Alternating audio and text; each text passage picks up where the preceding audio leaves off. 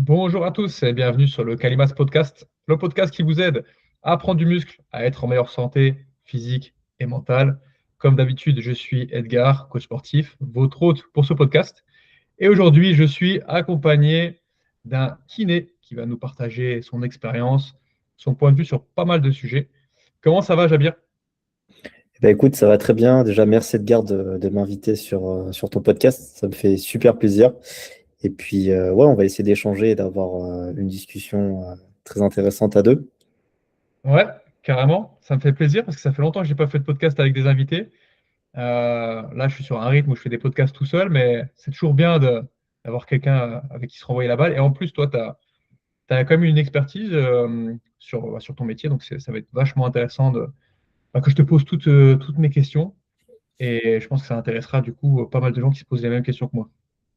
Très bien. Je suis prêt du coup. Top. Est-ce que tu veux commencer par te présenter un petit peu, nous dire qui tu es, ce que tu fais dans la vie, tout ça? Yes, bah écoutez, moi je suis Jabir, je suis kiné, ça va faire bientôt 4 ans. J'ai une double activité aujourd'hui, donc je suis kiné dans une maison de santé professionnelle dans la banlieue parisienne. Et à côté de ça, du coup, j'ai une seconde activité, donc non conventionnée cette fois-ci, où j'accompagne les sportifs, plus précisément les street lifters. Donc en fait, je les accompagne à distance pour tout type de blessure. Donc ça va faire bientôt plus de 2 ans que j'ai lancé ça. Et on va dire que ça a commencé un petit peu à bien marcher depuis, ça va faire 1 an où j'ai collaboré avec du coup l'équipe Lift Trainer. Donc ça, je suis le partenaire médical officiel de la fédération de street lifting. Donc je suis présent sur certaines compétitions, surtout sur la région centre. Et j'ai récemment du coup agrandi mon équipe où nous sommes 3 kinés du coup chez Street Physio. Voilà. Ok, top. Et ben, super intéressant. Du coup, là, tu es bien implanté dans le street lifting. C'est ça. Bon après, il y a encore beaucoup de choses à faire, mais on va dire qu'on a posé les bases et puis maintenant il n'y a plus qu'à construire le reste, quoi. Ouais, carrément. Et toi, comment t'es arrivé dans le street lifting? Tu le pratiquais déjà avant ou pas? Oui, alors moi j'ai commencé le street lifting, on va dire un peu à la sauvage, quoi. Commencé au street workout, au parc de street workout, et puis après on a commencé à lester. C'est mes potes qui m'ont dit oui, voilà, et c'est le lest, etc., etc. Puis au fur et à mesure, du coup, avec la popularisation, c'est arrivé il n'y a pas si longtemps que ça, hein, le street lifting avec Ludo, Baki, etc. Bah, du coup, moi j'ai continué à en faire un petit peu. J'ai été diplômé. J'ai toujours gardé un petit peu la pratique du street lifting. Là, j'en fais un petit peu moins. Mm. Justement, je suis un peu plus sur sur un objectif d'hypertrophie en ce moment, mais je vais revenir Ouais, très très vite. ok, intéressant. Et t'as fait des compètes un peu? Par exemple, comment t'as rencontré Marco à la base? Marco, Marco, donc, c'est lui qui, il est Lift Trainer, hein, pour ceux qui ne savent pas. c'est ça. Donc Marco, donc qui est coach et qui a son entreprise donc Lift Trainer spécialisée dans le street lifting. C'est peu lui qui m'a contacté. Moi, ce qu'il faut savoir, c'est que j'ai lancé mon activité en ligne en 2024. Donc je faisais de la Mm. création de contenu, etc. Et puis il a commencé un petit peu à discuter avec moi. À la base, c'était surtout pour une douleur qu'il avait. Et puis de fil en Ok, aiguille, il a un petit peu discuté avec moi. Il m'avait dit que ça l'intéresserait que je le rejoigne du coup dans sa nouvelle composition d'équipe, histoire d'avoir un ouais. petit peu plus de professionnels autour. Donc le but, c'était vraiment d'avoir une équipe en street lifting qui est composée pardon, de plusieurs types de professionnels. Donc on a un nutritionniste, une prépa mentale, plusieurs coachs. Et bon, moi, du coup, j'ai dit oui tout de suite. Et c'est comme ça que Mm. on a commencé à collaborer. Et puis maintenant, avec Marco, on s'entend très très bien. Ok, super. Eh ben, justement, c'est un peu le premier thème que je voulais aborder avec toi. Là, tu commences à avoir un petit peu de recul. Tu as accompagné des street lifters, que ce soit des compétiteurs ou des gens peut-être à un niveau plus modeste. C'est quoi un petit peu les blessures qui, pour toi, reviennent vraiment souvent dans cette pratique, dans ce sport? Dans ce sport-là, on va dire que c'est souvent les blessures dites de surcharge qui vont arriver. D'ailleurs, Mhm. c'est l'un des facteurs de risque les plus importants dans la blessure en tant que telle. Ça, c'est dans la littérature scientifique. On sait qu'on donne différents types de facteurs de risque et très souvent, c'est la surcharge. La surcharge, c'est quoi pour toutes celles et ceux qui nous écoutent? C'est, on va dire qu'on est sur un niveau où on s'entraîne. Ok, un niveau Mhm. basal, on a l'habitude de le faire. Et puis un jour, on se dit, ok, on va aller tenter un peu plus. Ok. Mhm. Mais ça peut être de la surcharge physique, comme ça peut être de la surcharge mentale, comme ça peut être de la surcharge sociale, ça peut être plein d'autres choses. Ça peut être quelqu'un qui s'entraîne classiquement comme d'habitude. mais il y a un certain stress, par exemple, dans les examens. Très souvent, j'ai ça, Mhm. par exemple, parce qu'on a pas mal de jeunes streeteux, et sur un même volume qu'ils avaient ou sur un bloc qui ressemblait à ce qu'ils avaient auparavant, ils vont se blesser. Donc, Mhm. le type de blessure que je vais avoir, ça va, comme c'est des blessures de surcharge, ça va toucher un petit peu toutes les zones du corps. Mhm. Ça peut être le coude, ça peut être le genou, les épaules, etc. Mais principalement, ça va être des blessures de surcharge qui vont toucher, en tout cas de ce que j'ai remarqué moi de mon expérience, hein, plutôt Mhm. l'épaule, le coude. Ça va être vraiment pour moi les articulations qui sont vraiment le plus touchées, Ouais. avec aussi quand même un petit peu la région lombaire, qui est souvent cachée. Ok. Et après, en termes de patho pur, on va avoir, oui, des tendinopathies, ça c'est clair, parce que tout simplement, ça a son origine de la part d'une surcharge. Mhm. Mais après, il y a plein d'autres pathologies moi j'appelle plutôt des pathologies de surcharge qui ne sont pas des pathologies en tant que telles, avec un nom précis, comme on peut Mhm. avoir par exemple une lombalgie, j'ai mal au dos. C'est pas forcément une patho, mais par contre, le mécanisme qui a apporté ça, c'est souvent un mécanisme de surcharge. Pas que, mais c'est principalement ce que je retrouve. Ok. Donc les gens, quand tu dis surcharge, alors ouais, tu as expliqué, c'est pas que physique, ça peut être plein d'autres facteurs. C'est souvent, est-ce qu'on peut dire que c'est souvent que les gens en font trop en termes d'intensité et en termes de volume, de nombre de séries, ou alors c'est pas toujours vraiment la cause que toi tu observes. En fait, c'est un mix de tout, parce que moi, justement, bon, alors, je collabore avec Lift Trainer, mais j'ai aussi des athlètes qui ne sont pas de Lift Trainer et qui sont des fois en Hmm. auto-coaching, par exemple. Et oui, là, on va dire que quand les personnes n'ont pas de cadre de coaching, elles vont être Hmm. plus susceptibles à faire des hors-prog, à gérer les blocs un peu comme ils ont envie et surtout à les taper très vite, très fort. Hmm. Il va y avoir, en fait, je pense que maintenant, les personnes commencent à conscientiser le fait que la récupération est importante, etc., et que c'est important de se laisser du temps. Mais comme c'est un sport Hmm. jeune et qu'en ce moment, on voit beaucoup de jeunes profils exploser très, très rapidement, euh, Hmm. sur une ou deux compétitions, ils arrivent très vite sur le cycle espoir. Bah, en Hmm. fait, chez ces personnes-là, oui, c'est la mauvaise gestion de charge. Maintenant, pour les personnes qui sont coachées, et même je dirais plus généralement, c'est pas forcément qu'ils en font trop, c'est parce qu'ils sous-estiment ce que c'est que le street lifting. C'est une demande, et enfin, c'est un sport qui est incroyable. On va être d'accord tous Hmm. les deux dessus. Mais par contre, ça demande en fait certaines capacités que les streeteux n'ont pas. Hmm. Et je pense que c'est surtout ça qui cause aussi un problème à côté de la surcharge. C'est aussi qu'en fait, et qui crée du coup la surcharge, c'est qu'ils n'entretiennent pas ou ne font pas ce qu'il faut pour avoir des capacités qu'ils utilisent dans leur sport. C'est clair, hein, Hmm. je te donne un exemple pour qu'on puisse visualiser. C'est que par exemple, bah, dans le street lifting, on va faire MU traction, deep squat. Ok. Quand je Ouais. démarre mon MU ou mes tractions, je suis bras tendu comme ça. Je vais être lesté et je vais faire un certain mouvement, sauf que ces personnes-là n'arrivent même pas à la base à lever le bras entièrement. Ils ont déjà un déficit de mobilité. Et c'est là Hmm. qu'elle se crée aussi la surcharge, tu vois. Donc en fait, Ouais. pour te résumer, c'est vraiment en fait le fait qu'ils ont pas de capacité, ils ne nous entretiennent pas, soit ils ne l'ont pas, soit ils ne l'entretiennent pas, soit ils ne la travaillent pas. Ouais, Et ça, d'accord. bah, c'est problématique. Hmm. Capacité à bouger, à aller dans les amplitudes requises, donc la mobilité.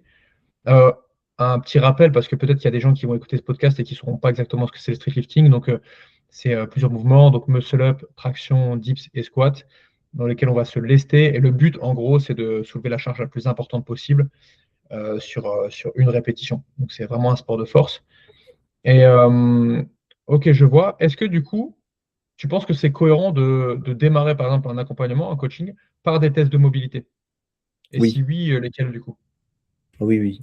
Pour moi, c'est même limite essentiel que l'athlète passe, en tout cas quand il passe dans un coaching, peu importe. Par exemple, chez nous, quand je collabore avec Live Trainer, quand un nouvel athlète rentre, Mhm. on lui explose la possibilité qu'il a de pouvoir du coup avoir le kiné. Et donc là, par exemple, tous les nouveaux athlètes qu'on fait rentrer, que Lift Trainer font rentrer, passent par moi et on leur fait un Mhm. bilan. Maintenant, pour savoir quelles sont les mobilités essentielles, il faut juste se référer au pattern, au schéma de Mhm. mouvement que tu vas avoir dans ton sport. Et après, derrière, tu en découles. Tu vois, je t'ai montré pour le MU les tractions, flexion d'épaule, mais Mhm. tu as aussi besoin de la stabilité sur toutes tes autres articulations. Donc en fait, la rotation interne, la rotation externe, ta Mhm. flexion, extension de coude, le poignet, c'est pareil. Mais ce n'est pas que évaluer la mobilité, entre guillemets, en chaîne ouverte. Donc, pour que vous compreniez, en fait, la chaîne ouverte, c'est moi, je prends un mouvement, on va dire, j'ai un poids dans la main, mettons moi ma souris. Je mobilise, en fait, mon corps mobilise cette charge par rapport à la souris. Alors que dans le street lifting, en fait, comme on est toujours accroché à une barre ou qu'on la tient, mais en fait, nos articulations les plus distales, comme les mains, les pieds, etc., ne bougent pas, comme ça peut être le cas du foot, etc. C'est le tronc qui Mm. va bouger par rapport à ça. Donc, tout ça pour vous dire que ça suppose que toutes les articulations doivent être stables. On y Mm. reviendra après, j'ai un peu dévié, mais en tout cas, les tests de mobilité qui sont essentiels pour moi à faire, c'est au niveau de l'épaule. Comme je vous l'ai dit, rotation interne, rotation externe, flexion et extension d'épaule, parce Ok, que du coup, on ouais, fait les dips. ouais. Et en fait, c'est d'évaluer aussi les mouvements couplés, parce Mm. que comme c'est des mouvements qui sont polyarticulaires, comme le squat par exemple, bah, tu n'auras jamais que de la flexion de hanche ou que de la flexion de genou. Tu auras de la flexion de hanche et de la flexion de genou. Ouais, Donc, bien c'est sûr. déjà d'aller voir chaque articulation, ce dont elle est capable, par exemple pour une hanche, une flexion, de l'extension de la rotation interne, rotation externe, mais aussi d'aller évaluer en couplet qu'est-ce que ça donne. Mm. Ouais. Oui, on retrouvait vraiment les patterns polyarticulaires. Donc, par exemple, au squat, la capacité à faire une triple flexion euh, et faire ça aussi avec des charges, quoi. Parce que, par exemple, la flexion d'épaule qu'on va retrouver, bah, par exemple, sur le départ de la traction, euh, il y aura aussi la capacité à pouvoir se suspendre avec une charge importante en étant en fin d'amplitude, bras tendu, ce qui est quand même assez contraignant quand on y pense. Bien sûr, bien sûr. Mm. Donc voilà, pour moi, c'est pas, c'est possible, ça devrait être la norme en fait, pour que on puisse savoir en fait s'il y a des problématiques ou pas. Et bien souvent, pour avoir fait pas mal d'appels bilan avec beaucoup de streeteux, plus d'une soixantaine Mm. là, depuis septembre. Je peux te dire qu'il y en a certains qui n'ont pas fait ça ou qui sont passés par des structures qui ne l'ont pas forcément évalué. Maintenant, pour être totalement clair avec toi, ils le font de plus en plus. Je trouve que ça se professionnalise plus et que les coachs prennent vraiment le temps Mm. de faire ces bilans de mobilité-là. Mais des fois, il faut aller creuser peut-être un peu plus loin. Et là, c'est le rôle du kiné, justement. Ouais. Ouais, d'où l'avantage d'avoir une équipe avec différents spécialistes.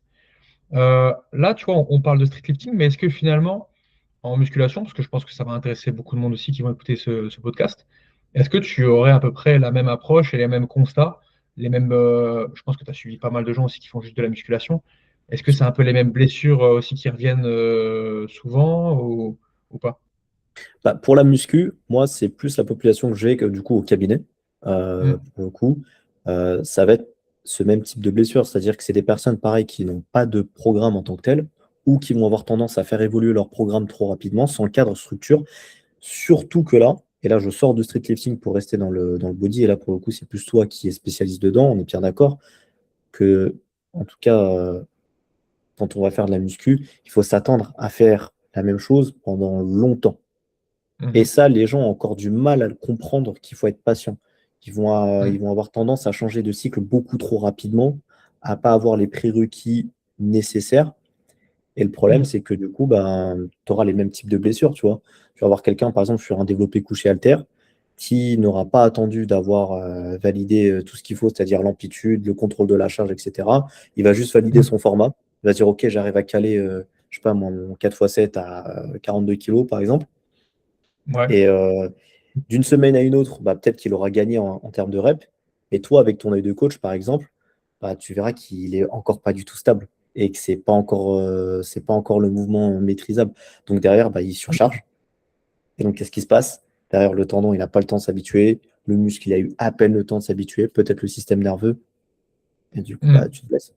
Et là, pour le coup, tu peux avoir d'autres types de blessures parce que tu vas avoir plus des gens qui vont avoir tendance à charger, charger, charger beaucoup ouais. sur des fins d'amplitude qu'ils ne maîtrisent pas. Donc, tu peux avoir des déchirures. Tu as beaucoup de tendinopathie.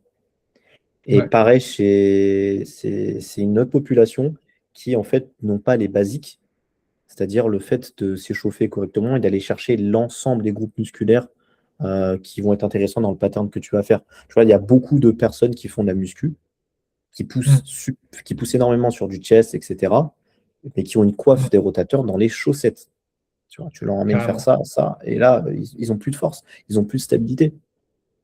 Ouais, Et c'est dommage parce que une épaule, à mon sens, elle devrait pas être juste utile pour faire la séance que tu fais. Tu vois, derrière, elle doit être capable de porter le sac de course, d'aller chercher le truc en hauteur, ouais, bien d'aller sûr. se baisser. Enfin, c'est ça aussi le corps humain. Ouais, c'est super intéressant ce que tu dis. Tu vois, moi, j'ai un peu des exercices phares que j'aime bien implémenter directement chez quasiment tout le monde, notamment des rotations cubaines, tu vois, pour faire la rotation externe d'épaule. Souvent aussi au niveau des avant-bras, la flexion-extension de poignet.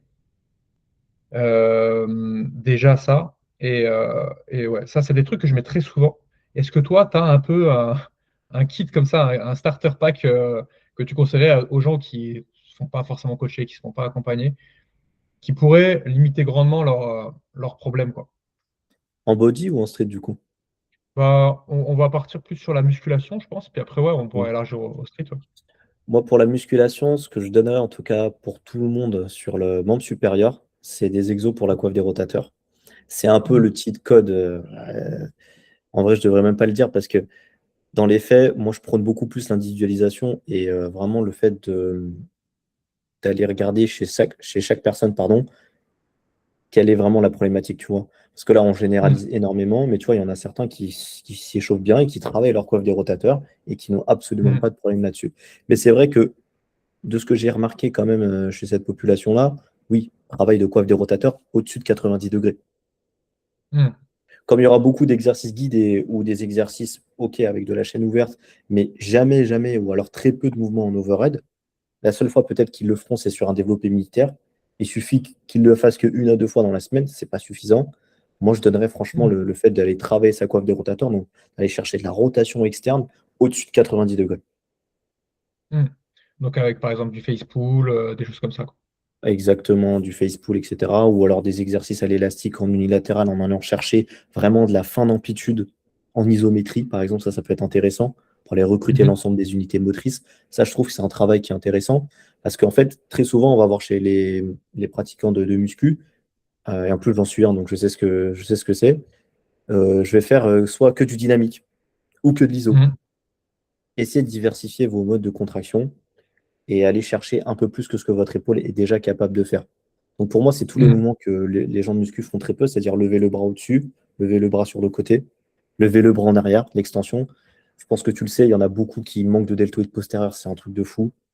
Ouais. Et maintenant, on va aller chercher les personnes qui, eux, travaillent leur extension d'épaule dans la semaine. Déjà que chez certains, leur demander de faire du deltoïde post une fois par semaine, c'est énorme. Ouais. Tu vois, c'est pour le peu que quand ils le fassent, ça soit guidé aussi ou pas. Pour moi, c'est Mhm. des choses à aller chercher. Et ensuite, pour le membre inférieur, clairement, bah, vu qu'il y aura beaucoup qui vont faire du squat, etc., j'aurais dit flexion et rotation interne de hanche, parce que c'est le Mhm. mouvement biomécanique que tu vas avoir lors du squat. D'accord? Ouais. Beaucoup vont avoir tendance à dire non, mais parce que tu ouvres tes hanches, sauf que biomécaniquement, la tête fémorale va tourner vers l'intérieur. Donc, tu as besoin de rotation interne. Donc, de cet espace-là, moi, c'est la chose que je donnerais vraiment. Et la mobilité de cheville Ouais. en dorsiflexion. Ouais. Qui manque souvent sur le squat et qui incite les gens à avoir des compensations et un squat un peu compliqué, quoi. Squat, mais même fente. Tu vois, chez certains, en fait, à partir du moment où tu poses le pied au sol et que tu vas faire ta triple flexion, tu peux mettre Mhm. n'importe quel exercice que tu veux, bah, tu mets ta cheville. Et si le problème, c'est que ta cheville n'est pas assez mobile, pareil, si tu n'as plus de contraintes, tu as un excès de contraintes sur une articulation qui n'est pas capable de faire ça, sauf que ton corps, tu vas lui demander de faire ça, mais il va forcément aller Mhm. chercher ailleurs. Et Ouais. ailleurs, ça va être le genou, ou ça va être la hanche, ou ça va être le dos, par exemple. Ouais, il y aura des compensations, quoi. C'est ça. Ok.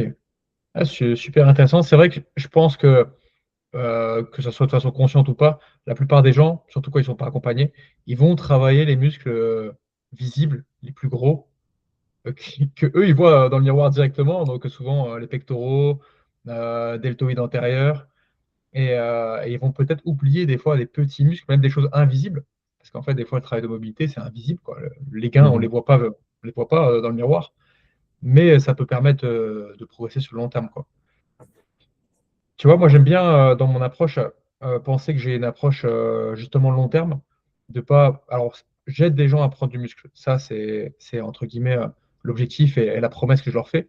Mais par contre, ce que je leur explique par la suite, c'est que pour prendre du muscle, le facteur temps est important. Il va falloir progresser longtemps, il va falloir éviter de se blesser. Et tu vois, je vois de plus en plus sur les réseaux beaucoup de coachs qui parlent vraiment d'optimisation sur qu'est-ce qui crée le plus d'hypertrophie. Mais je pense que des fois, on saute des étapes. Par exemple, là, je vois énormément de coachs qui disent, OK, il faut aller sur des machines, il faut un maximum de stabilité, il faut juste se concentrer sur l'échec. Et en fait, tout ce travail, pour moi, j'ai hâte d'avoir ton avis, tout ce travail de proprioception, de stabilité articulaire avec les charges libres, bah, des fois, il est skippé, alors que pour moi, pour un débutant, mais c'est essentiel, tu vois. Travailler son gainage, travailler du développé couché haltère, travailler au poids, apprendre à maîtriser son corps. Pour moi, si tu fais pas ça, tu cours quand même souvent à de gros problèmes, quoi. Je sais pas, qu'est-ce que tu en penses de ça? Bah, après, derrière, tu pourras pas varier. Tu pourras pas varier. Moi, après, là, tu vois, je pense que c'est plus des orientations et des opinions que toi et moi, on a, tu vois. Moi, Mm, je partage énormément cet avis-là. Pour être parti, moi, du street workout où il fallait avoir une stabilité, justement, sur certains mouvements, ça m'a beaucoup aidé après dans l'exécution que j'ai pu avoir quand je suis passé en muscu. mm, J'étais beaucoup plus rassuré sur les mouvements, je maîtrisais déjà certaines choses. Et en fait, pour moi, je trouve que c'est intéressant d'aller développer des qualités fondamentales chez les personnes. Donc, comme tu mm, en as parlé, le gainage, la proprioception, la maîtrise du poids libre, pour mm, ensuite, après, pouvoir aller chercher plus de variété. Sauf que là, moi, je pense que tu vois, c'est exactement comme dans le street, c'est exactement comme dans pas mal de choses. En fait, on s'attache trop à des outils mm. et pas assez au principe. C'est-à-dire qu'on ne remonte pas à la base, tu vois. On est dans hypertrophie, stabilité, faire du muscle, ok, on part dedans. Très bien, Mm, ok, si tu as envie. Mais après, derrière, quand tu voudras changer d'exercice et que tu voudras aller chercher d'autres angles, etc., mais que tu n'auras jamais développé les qualités dessus, bah, tu vas être encore plus lent. Parce qu'il va falloir que tu redéveloppes ta proprioception, tu redéveloppes ton mouvement, etc., etc. Alors que si tu, en tout cas, moi, je trouve ça intéressant d'aller développer des qualités fondamentales, effectivement, ce n'est pas là où tu feras le plus d'hypertrophie, mais ces bases-là, tu les perdras pas. Et elles vont te servir, elles vont mm. se transférer après sur d'autres exercices. Ouais, carrément. Donc, pour moi, enfin, c'est intéressant déjà d'un point de vue pour la personne et pour son Mm, progrès en musculation, et même d'un point de vue santé. Et c'est là, moi, je veux attirer l'attention de tout le monde, c'est que il faut pas oublier que votre corps, il est fait pour bouger et pour aller dans plein d'amplitudes. Vous ne pouvez pas mm. faire, vous pouvez pas uniquement utiliser votre corps juste pour faire de la chest press en unilatéral. Bon, Ouais. c'est cool, je kiffe ça moi aussi, c'est trop bien, la sensation qu'on a après. Mais par contre, euh, je dois être capable de faire autre chose. Et si vous enfermez votre épaule que dans ces patterns-là, et que toute la journée, vous êtes tellement sûr dans la suroptimisation, dans la surspécialisation, que vous oubliez votre Mm. fonction primaire du corps qui est de pouvoir faire d'autres choses, vous courez, vous courez dans une mauvaise direction, en tout cas à mon sens. Après, il y en a qui se blesseront peut-être pas, ou beaucoup moins, d'autres Mm. oui. Mais je trouve que ça dessert beaucoup les personnes, même surtout sur du long terme. Ouais, bien sûr. Ouais, si on élargit un peu notre façon de voir les choses, si on voit vraiment en vision santé, fonctionnalité c'est-à-dire ce qui va être pouvoir réinvesti dans la vie de tous les jours, dans les activités du quotidien. euh, c'est vrai qu'il y a beaucoup de gens, tu vois, qui démarrent la musculation pour se sentir mieux et qui après, finalement, au début, juste, ils prennent du plaisir à faire 2, 3 séances semaine. Et après, au bout d'un moment, bah, finalement, ils ont envie de progresser plus, donc ils en font plus. Et ils se retrouvent des fois à faire 5, 6 séances semaine, à faire que ça, et à s'enfermer un peu dans une pratique où bah, il n'y a plus que ça qui existe, quoi. Et puis, ils ont l'impression que s'ils enlèvent une séance dans leur semaine, ça va être une catastrophe. Ils vont fondre musculairement, Mm, ils n'auront mm, plus mm, rien. Et tu vois, moi, de temps en temps, je me dis, est-ce que le bon équilibre, ça serait pas d'avoir de la musculation, certes, mais aussi d'avoir d'autres sports. Des sports où tu es moins enfermé dans des gestes, où tu bouges, des sports co, des sports de raquettes, l'escalade, enfin plein de choses, où ton corps va être amené à bah, un peu à aller dans des angles où tu n'aurais jamais été en fait en musculation, parce que comme tu le dis, un chest press devant toi, à quel moment en musculation tu vas pousser dans un angle légèrement sur le côté? Rarement, quoi. Ah ouais, non, moi je suis d'accord. Je suis d'accord. En fait, il faut varier, comme dans l'échauffement, on en a parlé tout à l'heure, il faut varier le type de contraction. Dans dans la façon dont on a de faire du sport, je pense qu'il faut aussi varier les types d'efforts. Tu vois. Mm, D'ailleurs, c'est des facteurs de bonne santé. Quand on regarde et quand nous, on est en consultation en face d'une personne, mm. il y a le grip qu'on prend, facteur de force, donc on sait si la personne est en bonne santé, mais aussi le facteur cardiovasculaire. Ouais, Et ça, il y en a beaucoup qui l'oublient. C'est un facteur de bonne santé. Il y a énormément de choses positives qui vont en découler par la suite. Et ça reflète la fonction de votre corps humain. Donc, pour moi, oui. Au-delà d'aller chercher les angles, etc., qu'on n'a pas forcément en musculation, c'est important. mm, Mais aussi aller vraiment chercher d'autres types d'efforts, je pense que c'est utile et c'est ce qui définit aussi une bonne santé, quoi. carrément. Si vous êtes super balèze, mais que vous êtes essoufflé quand vous montez des escaliers, pour moi, vous n'êtes pas forcément en bonne santé, quoi. C'est un peu dommage. Non, non, non. Beau visuellement, mais pas en bonne santé. Ouais, ouais, voilà, ne pas confondre l'apparence. Et je pense on est sur une société qui valorise beaucoup l'apparence et c'est normal dans un sens, mais il n'y a pas que ça. Mais ouais, je trouve ça grave intéressant. Du coup, toi, tu conseillerais quand même d'élargir un petit peu son panel d'activités et d'avoir aussi une activité cardio. Même, par exemple, un streetlifter, tu lui conseilles quand même d'avoir une activité cardio en parallèle. Ouais, ça peut être utile. Enfin, après, il n'est pas obligé. Mais moi, je recommande. En fait, je recommande, moi, la pluralité des choses. Et même, c'est même Mm, pas que dans le sport, tu vois. Je recommande évidemment d'avoir un autre type d'effort que celui qu'on fait déjà. Genre, très centré sur la force ou pour la muscu, très centré sur des mouvements, etc., des séries, des répétitions, d'aller chercher d'autres choses, tu vois, mm, où il y a une dimension un peu plus dynamique. D'accord? Mais quand je dis cardio, c'est pas d'aller enfiler son jogging et d'aller faire 10K tout de suite, tu vois. Genre, tu peux très bien aller faire du foot, tu peux très bien aller faire du bas, tu peux aller très bien faire du volley. Ça va mm, développer tes sens, etc. Mais aussi, je recommande aussi aux personnes d'aller chercher aussi autre chose que du sport. Au-delà mm, d'aller chercher plusieurs choses dans le sport pour pas s'enfermer que dans ça. Pour avoir des ouais, gens, en fait, et moi, j'ai une personne qui me vient en tête en plus que j'ai accompagnée. C'est une athlète. En fait, elle n'arrivait plus à s'entraîner parce elle s'est blessée. Et en fait, mm, c'était la fin du monde. Et ouais, en fait, j'ai creusé, j'ai posé des questions. Et en fait, c'était là où en fait, elle avait fait toute son identité à travers ça. Tu vois, à mhm, travers comment elle était, ce qu'elle représentait, son corps, mais aussi sa pratique du sport. Et bah, comme on se blesse, que ça arrivera quasiment peut-être à tout le monde un jour dans la vie, si notre mm. vie, elle tourne qu'autour de ça, après, enfin, ça va être compliqué pour toi. Le mental C'est aussi, c'est sûr, très ouais. important. Ça conditionne, ça fait qu'on apprécie la chose sur du plus long terme. Pour moi, je dis pas que non plus qu'il faut aller faire chaque chose différente tous les 4 matins parce qu'on est déjà assez occupé avec le boulot, etc. Mais d'aller quand même Ouais, élargir son esprit à faire autre chose. ouais, Tu vois, ouais, carrément. de ne pas aller tomber dans une addiction, même si je pense il y en a pas non plus énormément qui sont addicts au sport, mais je pense qu'il y en aura quand même de plus en plus quand ça va, comme c'est en train de se développer. Mais par contre, voilà, d'aller chercher d'autres choses pour le mental, d'aller pouvoir penser à autre chose, je pense que c'est important. Ouais, carrément. Ça résonne beaucoup ce que tu dis parce que je pense que on est nombreux à un moment donné être tombé dans une phase d'excès. Tu vois, on a besoin des fois d'expérimenter ça pour trouver le juste milieu. Et tu vois, moi, un exemple, à une époque, quand j'étais ado, je faisais beaucoup d'aviron. J'étais dans un club à Nancy, là, c'était quand même, c'était la norme de s'entraîner 6 fois par semaine, tu vois. Quasiment tout le Hmm. monde s'entraînait 6 fois par semaine. Même si tu n'avais pas un niveau de ouf, hein, c'était presque normal, hein. Et après, voilà, le but, c'était de faire les France, tout ça. Et moi, je m'amusais bien là-dedans. En fait, je faisais que ça. Toute ma vie, en dehors de l'école, c'était l'aviron.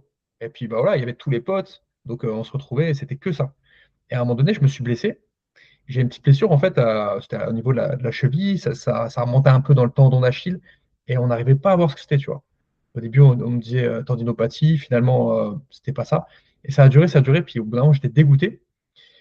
Et finalement, moi, j'aime bien dire qu'une blessure, c'est quand même un bon enseignement. Parce que tu vois, au bout d'un moment, bah, quand la blessure part pas, tu es obligé de le prendre avec philosophie et tu es obligé de te dire, attends, en fait, qu'est-ce qu'elle veut me dire, cette blessure? Elle veut peut-être me dire un truc, quoi. Et moi, à l'époque là, je me suis dit, en fait, là, la blessure, elle n'est pas venue pour rien.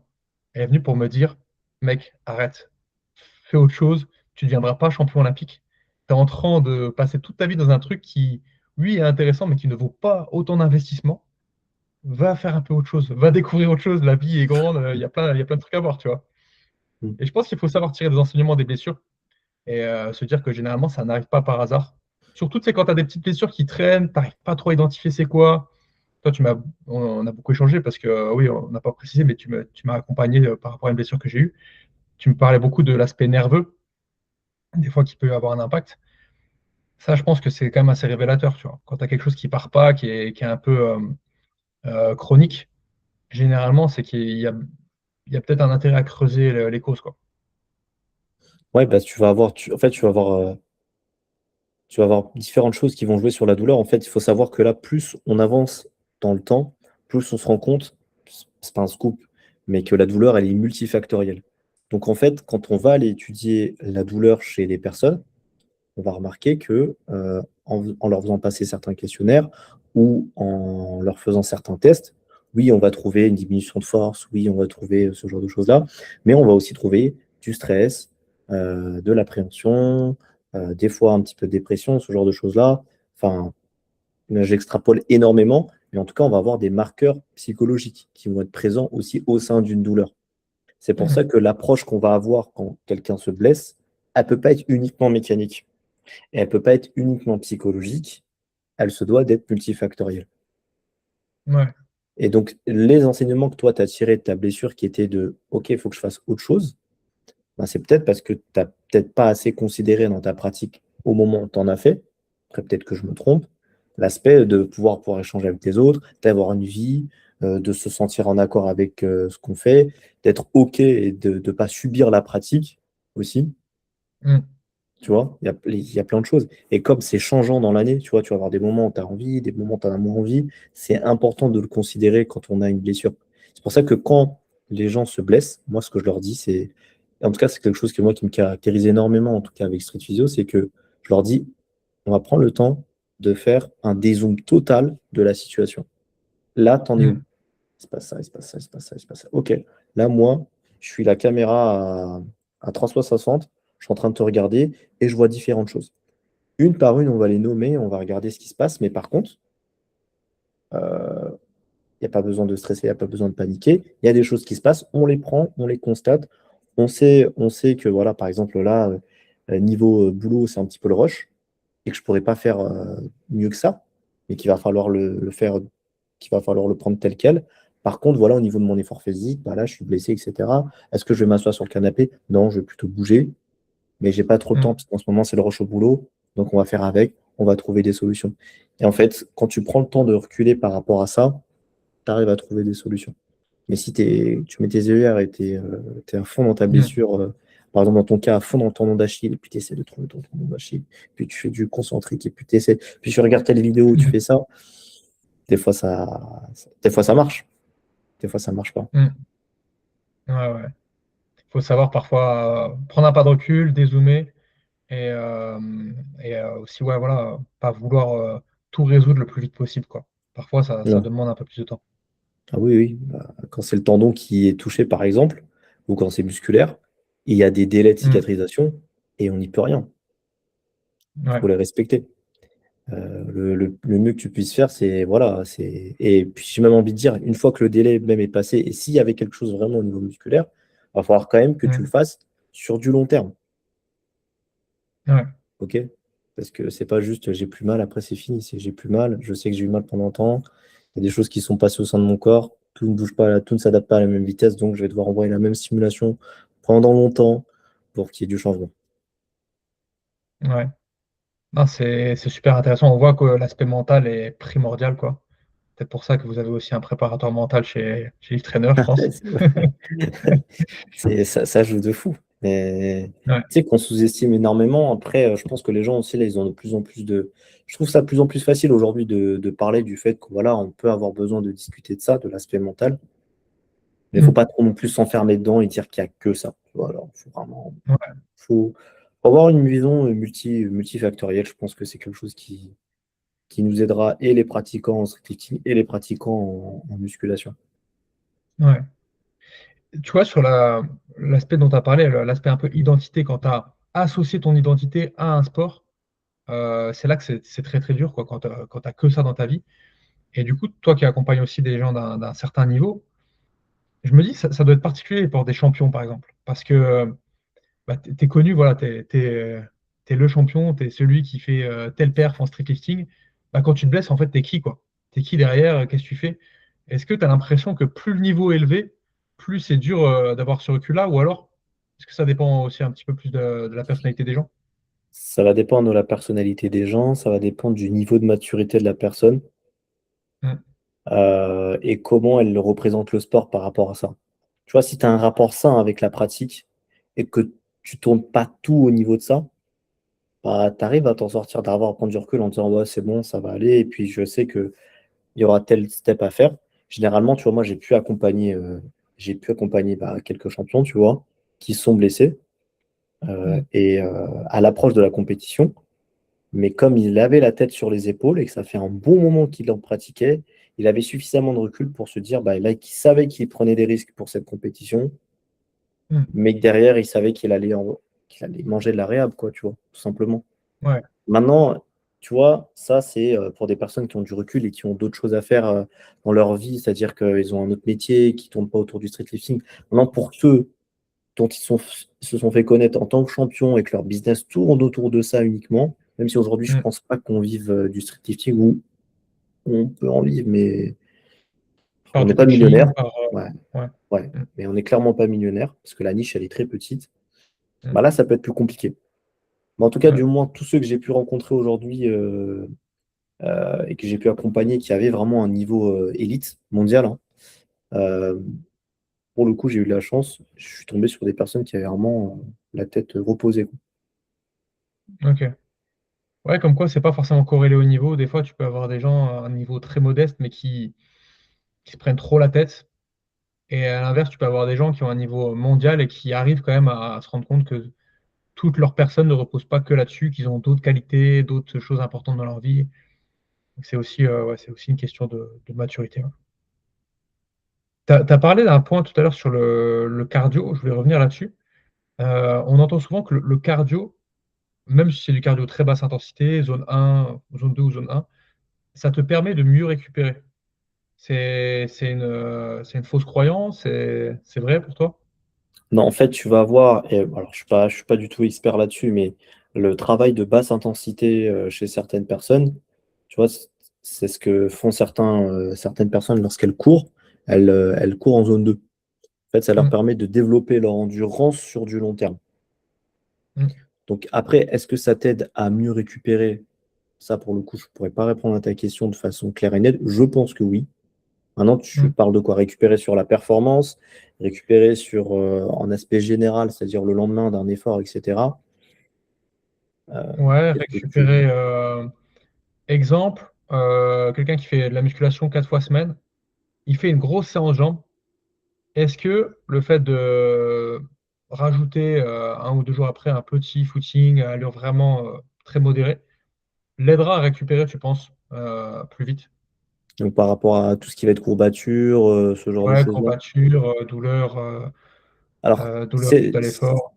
c'est noté hein, dans la littérature que le footing a des effets sur enfin, sur les courbatures. Léger, mais peut avoir des effets positifs sur les courbatures.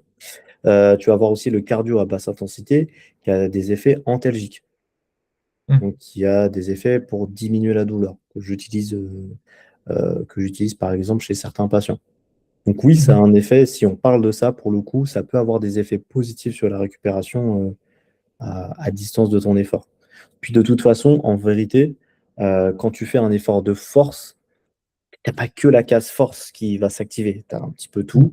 C'est juste préférentiellement ta case force qui va s'activer, mais tu as toutes les autres chaînes qui vont s'activer. Tu vois, avant, on disait, quand tu fais un effort anaérobie, c'est que l'anaérobie qui Hmm. s'active. Maintenant, en fait, on s'est rendu compte que non, tu as tout qui s'active, mais tu en as juste une un peu plus que les autres, mais tu n'es pas Ouais, bien que sûr. sur de l'anaérobie, tu vois. Ouais. Oui, oui, on se rend compte que les différentes usines à énergie travaillent quand même un petit peu en coopération. Oui, oui. Mais ouais, d'accord, je vois. Parce que tu vois, il y a toujours ce dilemme entre spécificité de l'effort. Regarde, si on prend l'exemple du streetlifting, l'effort de référence, c'est une rep, donc force maximale. on sait qu'on ne va pas s'entraîner en faisant que des une rep. On sait qu'en général, si la personne est coachée, elle va faire des cycles où elle va faire un peu plus de volume, des séries un peu plus longues, et progressivement, elle va peut-être aller sur un effort plus spécifique pour le jour J être fort sur une rep. Est-ce que du coup, travailler cette endurance, par exemple, locale, bah, sur le haut du corps, on peut parler de la natation, par exemple. Tu vois, je me fais cette réflexion-là parce que à une époque, je nageais beaucoup. Là, j'avais mis ça de côté. J'étais principalement plutôt sur la musculation. Et j'ai renagé la semaine dernière et c'était horrible. Genre, je congestionnais, mais au bout de 100 mètres, je congestionnais comme jamais. Et je me suis dit, mais c'est un truc de fou, quoi. Je m'entraîne, je fais du sport, mais là, les trapèzes en feu, et vraiment, pourtant, je suis pas un bodybuilder, hein. Est-ce que tu penses que du coup, au-delà de l'aspect évidemment santé fonctionnel qui là est intéressant, travailler ces fibres lentes-là, cette capacité à produire des efforts longs, ça a un effet bénéfique sur la récupération du sportif et sur peut-être aussi bah, finalement sa performance sur son effort dans son sport, quoi. Sur la récupération, ça c'est sûr. Après, est-ce que Mm, ça aura un effet aussi important qu'on le pense? Je ne pense pas. Tu vois, c'est pas mm, genre le cheat code qui va te faire récupérer de tes tractions lestées le fait d'aller faire de la natation derrière. Tu vois, je mm, pense que ça aide en tant que tel. Euh, Par contre, sur la performance, oui, tu vas avoir des transferts. Maintenant, il faut qu'on recentre les choses. Étant donné que ton sport ou le mouvement que tu vas faire, il est très spécifique, surtout pour mm, le street lifting, tu vois, même si c'est des mm, mouvements qui sont polyarticulaires, bah, tu pourras jamais mieux travailler et avoir de transfert qu'en réalisant le mouvement lui-même, ou en s'approchant très fortement de ça, tu vois. mm. Donc, si on parle de performance en lui-même, je dirais que c'est quand même un peu plus limité, quoique ça peut être intéressant. Maintenant, on manque, je pense, d'études à ce sujet-là, parce qu'il faudrait prendre des streeteux, et les faire nager. Tu les mesures, tu mesures leur perf, etc. Et tu regardes du coup si il y a un écart il y a un écart qui se passe ou pas. Donc là-dessus, bah, tu Ouais, vois, on manque de choses. Là où en fait, on va avoir plus de preuves scientifiques, et je reviens sur l'exemple de la course, c'est lorsqu'on fait faire du renfort chez des gens qui courent. Et là, c'est avéré qu'on a des transferts qui se font. Pourtant, c'est un effort cardio. Enfin, c'est un effort d'endurance, pardon. C'est un effort ouais, d'endurance. On peut se dire, bah, faire des extensions mollets à 30 kilos, en quoi ça va m'aider lorsque je vais courir un 10K? Pour le coup, c'est prouvé. On a des transferts de force qui se font euh, mm, et une meilleure performance lorsqu'on va faire du renfort sur des ouais, efforts type cardio. Maintenant, est-ce que l'inverse est montré? Je pense que oui. Encore une fois, je pense qu'il y a un effet, mais il n'est pas aussi efficace que dans le reste. Mais ça peut être ok. intéressant de le mettre en place. Moi, par exemple, il y a il y a un préparateur physique qui, en plus, coach en street lifting, qui en avait parlé d'ailleurs, qui s'appelle Théo Cavassas. J'espère que je ne me trompe pas sur son nom. Ah oui, D'ailleurs, c'est ouais, pas je ce vois. bonjour, qui avait fait un podcast avec, je crois, Tesco, et qui parlait du fait qu'il faisait sprinter ses athlètes en hors saison Mhm, il avait expliqué en quoi en fait, ça donnait des effets positifs sur les athlètes qui coachaient après. Donc, mhm, effectivement, oui, après, quand tu es en pleine saison et que tu vas préparer une compète, etc., est-ce que tu vas te mettre ça tout de suite dedans? Non. C'est pour ça que je mm. fais le distinguo entre perf, récupération Bien sûr, et santé, tu vois. ouais. Ouais, ouais. Ouais, c'est intéressant, ouais. Mais justement, tu vois, si on parle maintenant un petit peu de l'aspect comment prévenir les blessures, là, tu vois, ça fait une belle transition parce que on parle de spécificité, que bah, plus on est proche d'une échéance, plus il faut être spécifique. Est-ce que pour toi, le fait de varier les patterns de mouvement, donc d'être moins spécifique à certaines phases de ta préparation, en quoi ça va être important? Tu vois, je sais qu'il y a différentes approches. Euh, il y a une méthode, alors je crois que je sais pas si tu as déjà entendu parler de la méthode Fontesque, Non, pas du tout. que j'ai vu sur YouTube, où eux, ils changent, je crois, hein, j'ai pas envie de dire de bêtises, mais ils changent de pattern de mouvement tout le temps. Tu vois, genre, ils changent un coup, la prise des tractions va varier, ils changent à chaque bloc. C'est un peu peut-être un extrême. Et à côté de ça, tu aurais l'autre extrême où, ok, tu veux être fort en traction, en dips, fais des tractions et des dips tout le temps, quoi. Mhm. Qu'est-ce que qu'est-ce que tu as à dire là-dessus? Bah, pour prévenir les blessures, tu vois, bah, là, tu m'as donné deux approches extrêmes, donc évidemment, je ne vais pas les prendre. Mais en fait, j'ai envie de dire, on ne peut jamais prévenir à 100% une blessure. Ça déjà, ça déjà c'est mon avis. Oui, il y a des exercices et le fait d'avoir d'entretenir sa mobilité, d'entretenir, de savoir gérer un petit peu ses efforts pour pas passer en surcharge, de bien manger, de bien boire, d'avoir un bon sommeil, euh, et, euh, et puis de ne pas être trop stressé. Moi, je l'ai déjà dit. Ça, c'est surtout ces éléments-là qui doivent être surveillés. Donc, c'est pas un scoop, je pense que tout le monde le sait. C'est surtout ces éléments-là qu'il faut aller regarder, donc la base de ta pyramide, si tu veux prévenir des blessures. Tu vois. Mm. Mais en fait, comme on va peut-être quasiment tous déjà se blesser dans notre vie, est-ce que tu vas pouvoir prévenir à 100% ta blessure parce que tu as fait ça? Ouais. Est-ce que demain, parce que tu t'es blessé, c'est parce que tu n'auras pas fait attention sur ça forcément? Mm. Tu vois? Donc, comment mieux prévenir les blessures? Bah, c'est faire attention on va dire, à la plus grosse part du gâteau, qui est ce que j'ai listé avant, quoi, tu vois? Maintenant, Ouais. sur les approches en tant que telles, beaucoup plus mécaniques, je pense que c'est là où tu m'attendais. Moi, ce que je recommanderais quand même, c'est que dans n'importe quel sport, en tout cas là, si on reste plus dans le côté de muscu, c'est quand même d'aller garder une certaine mobilité, de le faire évoluer cette mobilité-là. Parce que du coup, les personnes, c'est pareil, ils vont s'échauffer toujours de la même façon. Ça fait 2 ans que le mec il fait de la muscu, ça fait 2 ans qu'il fait sa rotation cubaine avec l'élastique bleu de chez Decathlon, là, à 2 kilos. Non. Ah non, en fait. Genre, à un moment donné, oui, tu peux l'utiliser peut-être pour le dynamique, mais il va Ouais. falloir que tu la charges, cette rotation externe. Surtout si tu as des mouvements qui utilisent la rotation externe épaule. Donc, il faut faire évoluer ça. Donc, si Mm. tu veux prévenir tes blessures, encore une fois, on en revient encore à ça, il faut que tu mettes un petit peu ta pièce dans les différents facteurs qui composent un peu ta vie et ta santé Ouais. et essayer un petit peu de les entretenir tant bien que mal, tu vois.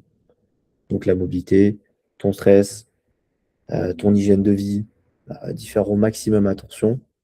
Et déjà, ça permettra de bien prévenir les blessures. Mais en tout cas, pour revenir vraiment sur le côté muscu ou SL, euh, j'ai pas envie de m'enfermer que dans une vision mécanique. Mais les gens Mm. n'entretiennent pas énormément leur capacité musculaire, articulaire aussi. Donc Ouais. Ça joue pour voilà, beaucoup. il y a beaucoup de personnes qui manquent beaucoup de mobilité et pourtant qui vont aller chercher des amplitudes pas possibles derrière, qui se Ouais. surchargent.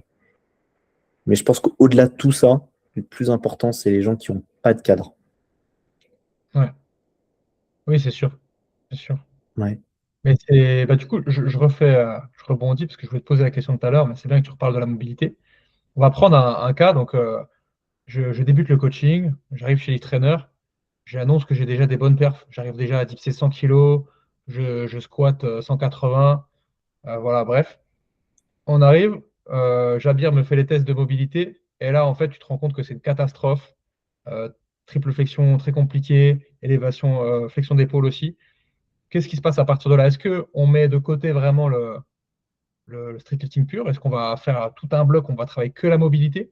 Comment ça va se passer, tu penses? Moi, j'ai un style de rééducation qui est très différent. En fait, moi, je parle beaucoup et je parle quasiment que au conditionnel. Tu me verras jamais dire, il faut que, vas-y, là, il faut que tu fasses ça. Je dirais, il serait bien que. Parce que pour moi, en fait, je ne peux pas décider à la place de la personne. Et la personne, elle est jamais mieux placée que là où elle est pour connaître sa vie. Peut-être qu'il y a tellement de choses compliquées dans sa vie qui ne lui permettent pas de faire ce que je vais lui donner. Et c'est OK. Peut-être que le sport prend beaucoup trop de place et moi, avec ma réhab, je vais juste venir tout gâcher et ça va tout le déstabiliser. Donc, en fait, je lui explique calmement, je lui dis voilà, ton sport, c'est ça. Tu es en progression. Tu veux durer sur le long terme. Tu fais des mouvements qui font ça. Tu n'es même pas capable de lever à l'heure. Ça serait bien d'intégrer.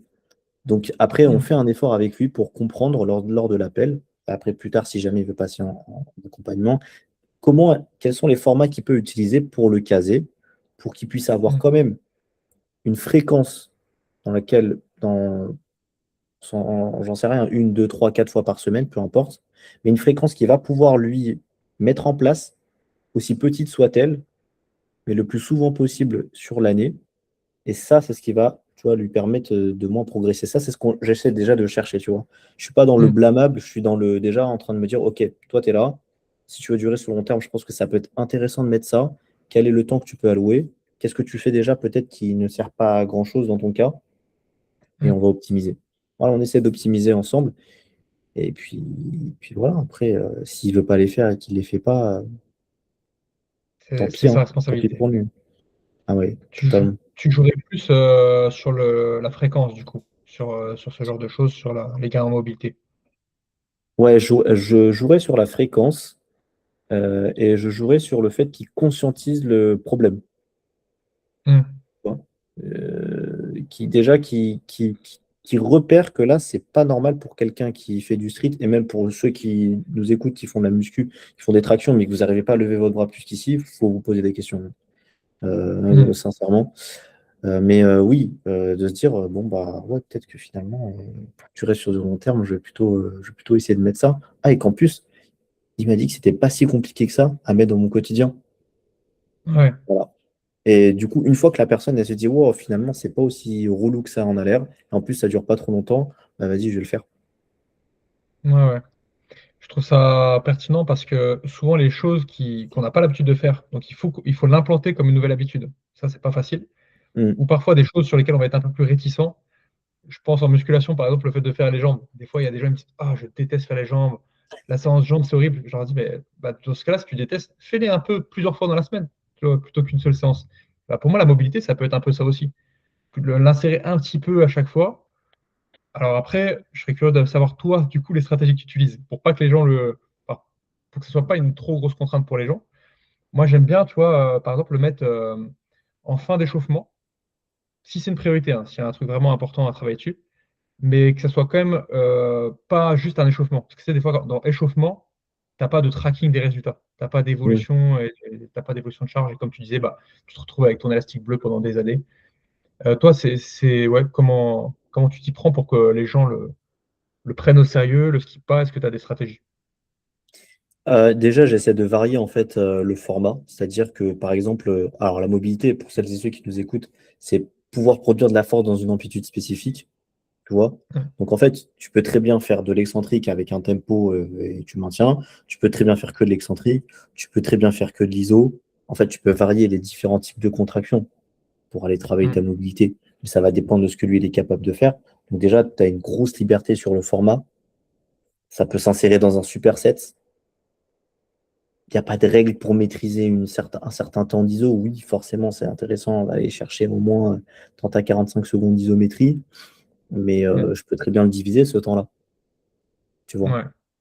Donc, en fait, j'essaie de vraiment jouer sur le format, euh, jouer sur l'intention de contraction. Quelqu'un qui va mettre son intention à aller chercher une amplitude spécifique, même pendant 5 secondes sur 4 reps, il me le Mm. fait, euh, il me le fait 6 fois dans la semaine.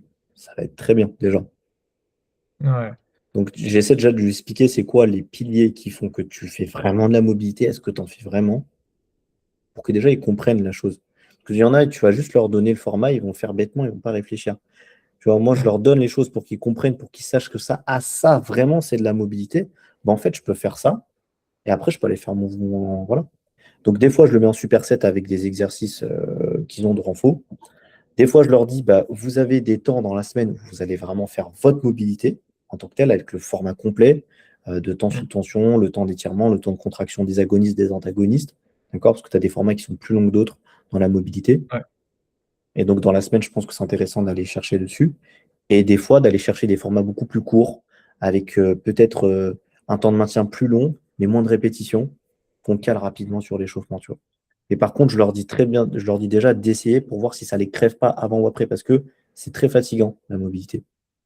Bah oui, C'est très c'est fatigant. clair. Et donc, si tu t'exposes ton système nerveux et qu'après, tu m'accuses d'avoir tué ta série de tractions, non, je t'avais prévenu. Du coup, c'est Euh, ça aussi. Donc ouais, j'utilise des petits strats comme ça pour qu'ils le sentent moins, mais par contre, enfin, en vrai de vrai, je te le dis, ils sentent ce que c'est que la mobilité. Tu peux pas. Si tu as vraiment fait de la mobilité une fois dans ta vie, tu sais ce que c'est. Tu le sens. mm. Tu peux pas, tu peux pas l'esquiver, tu vois.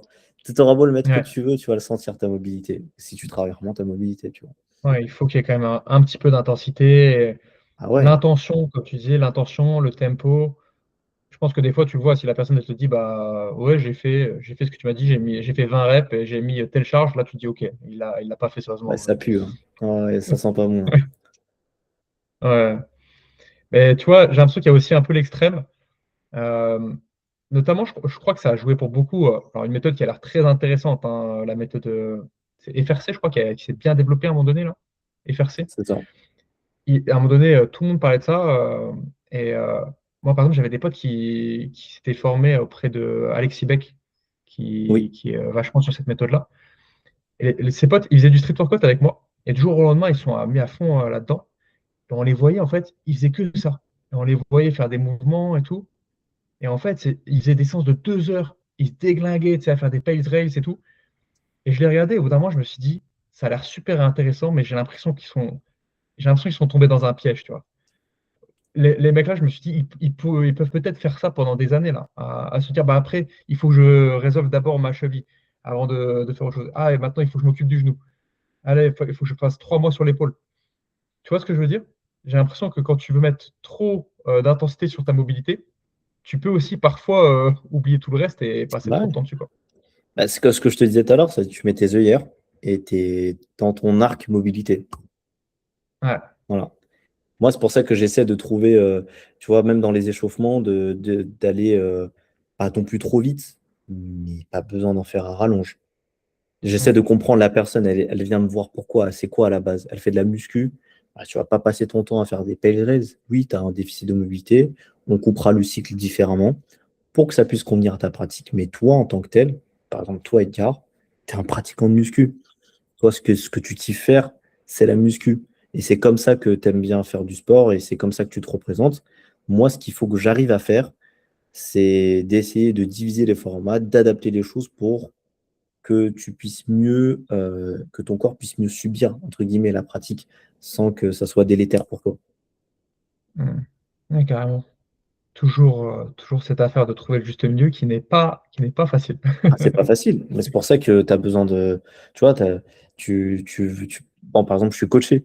Enfin, c'est un de mes amis Ouais. qui me coach en muscu, même si j'ai les bases, etc., que je sais faire les mouvements, il n'y a pas de souci. Mais c'est lui qui a fait mon programme, c'est lui qui a le Mm. retour, c'est lui qui est Non, mais c'est capable de super me dire. puissant. Pour moi, tu vois, tu veux passer un step, il faut que tu sois coaché. Un œil Dans tout. extérieur, c'est trop sous-estimé. Même moi, demain, combien de fois je me suis blessé, pourtant je suis kiné. Des fois, oui, je me fais mon autoréhab, mais quand c'est mes collègues du cabinet qui s'en occupent, ça n'a rien à voir. Un œil extérieur C'est qui va même dire, pire parce que toi, vu que tu es expert là-dedans, tu vas avoir tes propres jugements, tout ça. Tu vas avoir beaucoup plus de mal à lâcher prise sur certaines choses. ah oui, Des fois, c'est là c'est où pas tu as le plus évident, besoin de te faire accompagner, c'est quand tu es toi-même expert du truc, quoi. hein. Bien sûr. D'ailleurs, Mais, il y a beaucoup, beaucoup de coachs qui se font coacher. J'ai l'impression que les gens qui prennent le plus de coaching, c'est les coachs, tu vois. C'est pas pour rien. C'est aussi qu'ils sont convaincus de la plus-value du truc, forcément. bah oui. Oui, oui. Non, c'est trop Peut-être important.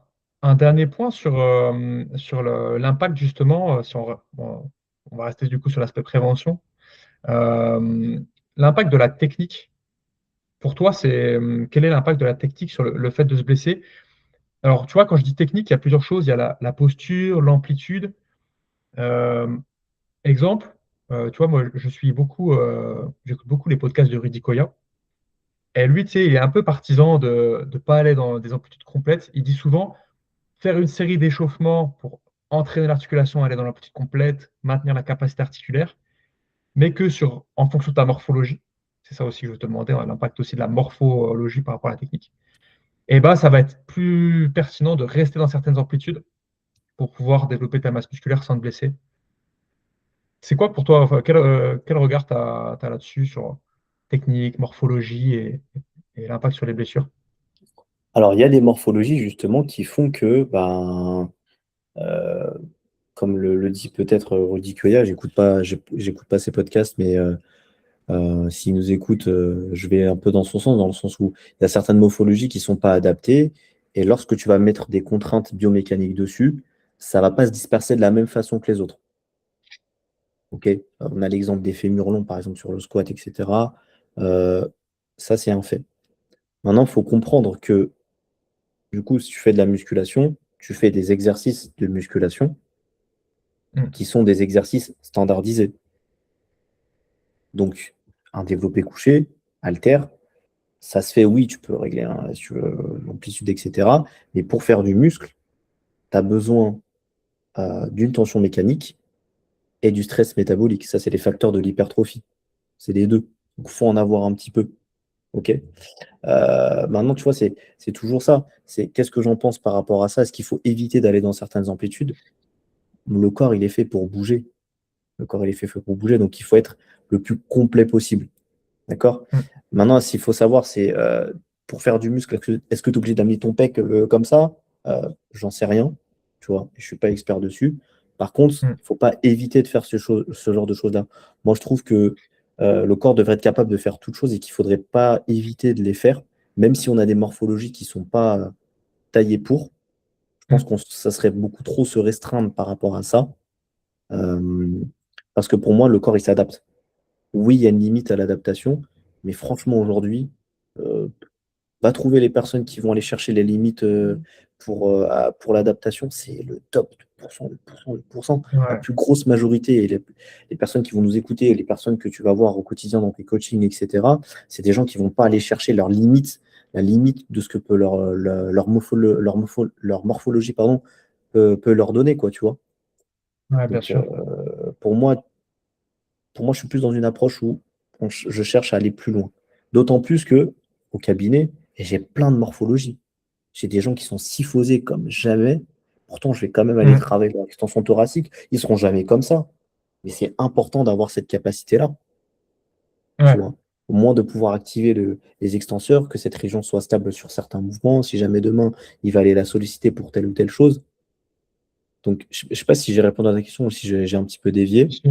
Mais Si, globalement, mais je pense que ça rejoint un peu ça. Et puis, dans tous les cas, je trouve ça intéressant, tu vois, de maintenir une capacité à bouger dans l'amplitude la plus complète possible, même si c'est pas avec des grosses charges.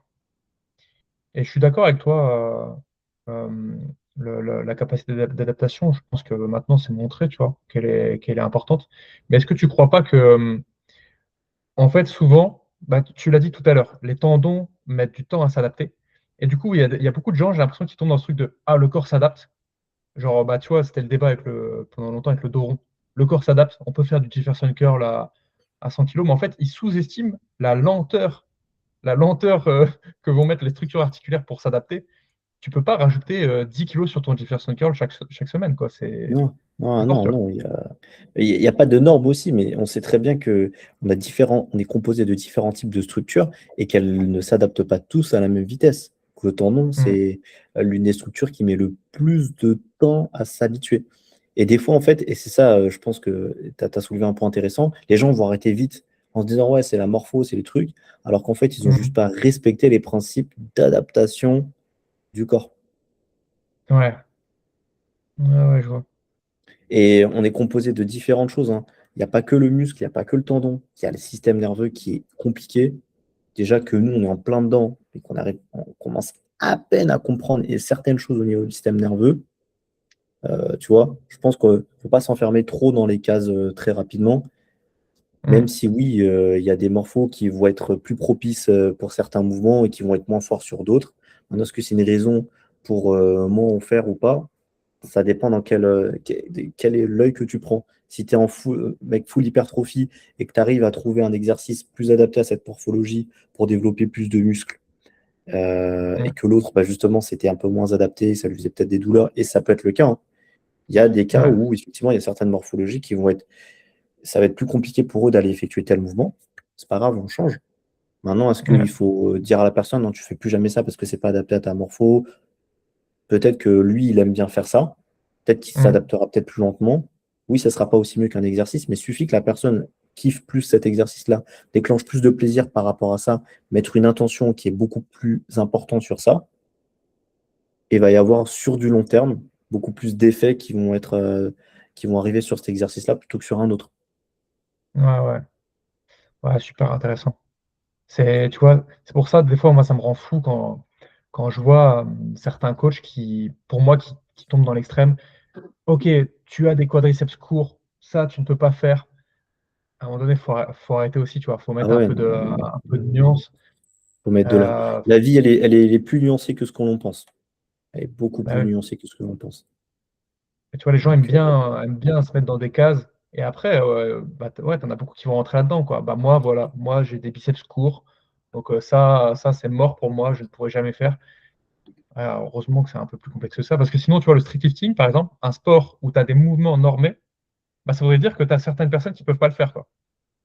Après, je pense, hein, il y a peut-être des personnes sont plus à même de se blesser en street lifting que d'autres, ça c'est sûr. Mhm. Mhm. Ça paraît logique, mais tu vois, c'est un bon exemple. Quand tu es dans un sport comme ça, t'as pas le choix, entre guillemets, que de t'adapter pour faire les exercices. Oui, ah oui, oui, oui. Mais je pense qu'il faut qu'on essaie de développer un peu plus notre corps, tu vois, qu'on évite de l'enfermer trop vite dans des limites. Tu vois que si on a trop cette vision de suroptimisation, ben, on va pas vouloir y toucher, tu vois. On va se dire, ah, c'est bon, j'ai eu des douleurs dans cette amplitude-là, c'est-à-dire que je suis pas fait pour ça. Mm. En plus, ma morpho, elle est comme ça, donc je vais pas faire de muscles dedans. Et je passe à autre chose. Ouais, ouais, carrément. Carrément. Ouais, Ne pas se braquer trop vite et peut-être prendre le temps de faire un travail de fond là-dessus c'est pour ça, développer son potentiel, quoi. Bon, totalement. bah super. Bah, écoute, merci Jabir. Je pense que c'est. Alors j'avais encore pas mal de trucs, mais honnêtement, je pense que c'est déjà une belle discussion. Je sais pas ce que tu en penses. Ouais, je pense qu'on a bien fait. Puis de toute façon, si tu as d'autres questions et que tu veux qu'on discute d'autres sujets, on pourra le faire peut-être sur une prochaine fois, si je suis de nouveau invité. Ouais, bah carrément. Ça sera avec grand plaisir. Moi, j'étais très content d'avoir ton expertise sur les différents sujets. C'était de toute façon, voilà. Alors, le podcast m'a grandement intéressé, donc j'espère que ça va intéresser aussi les gens. Je, je dis souvent que le podcast, c'est un peu un truc égoïste, tu vois. On le fait avant tout pour nous. Et Mhm. voilà, je suis sûr que ça intéressera les personnes qui vont écouter. Est-ce que tu veux finir en disant un petit peu où est-ce que les gens peuvent te retrouver, comment ils peuvent être amenés à te contacter pour travailler avec toi? Alors, moi, ça va être surtout sur Instagram. Donc, c'est street-du-bas physio, PHYSIO. Et c'est là-bas où vous retrouverez essentiellement tout. Donc, je fais de la création de contenu par rapport à, bon, essentiellement, effectivement, sur le street lifting. Je communique aussi régulièrement en story. Surtout là où je vais être actif sur les réseaux sociaux, où vous allez pouvoir voir un peu plus les actualités me concernant, quoi. Ok, eh ben, super. Eh ben, merci à toi et merci à tous d'avoir suivi cet épisode. Si vous avez kiffé l'épisode, bah, n'hésitez pas à mettre un petit commentaire, liker et vous abonner. Allez, ciao tout le monde. Ciao, tchuss.